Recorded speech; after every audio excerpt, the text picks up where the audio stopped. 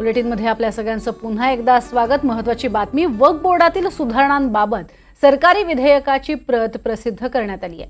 वक्फ संबंधित 2 विधेयकं सरकार संसदेत आणणार आहे। मुस्लिम वक्फ कायदा 1923 विधेयकाद्वारे रद्द करण्यात येणार आहे। दुसऱ्या विधेयकाद्वारे वक्फ कायदा 1995 मध्ये महत्त्वाच्या सुधारणा केल्या जातील। दुरुस्ती विधेयक 2024च्या माध्यमातून सरकार 44 दुरुस्त्या करणार आहे।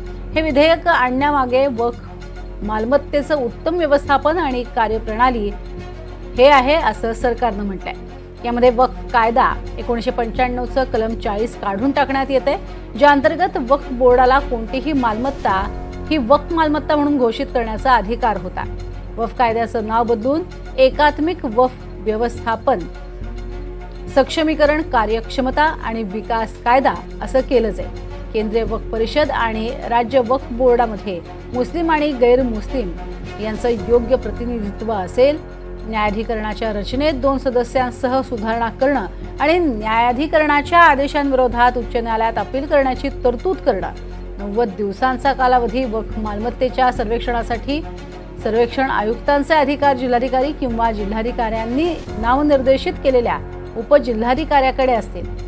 बोहरा आणि आगाखानी यांच्या औकाफसाठी स्वतंत्र बोर्ड स्थापन करण्याची ही तरतूद करण्यात आली आहे। तर कोणत्याही मालमत्तेची वक्फ म्हणून नोंदणी करण्यापूर्वी सर्व संबंधितांना योग्य सूचना दिल्या जातील।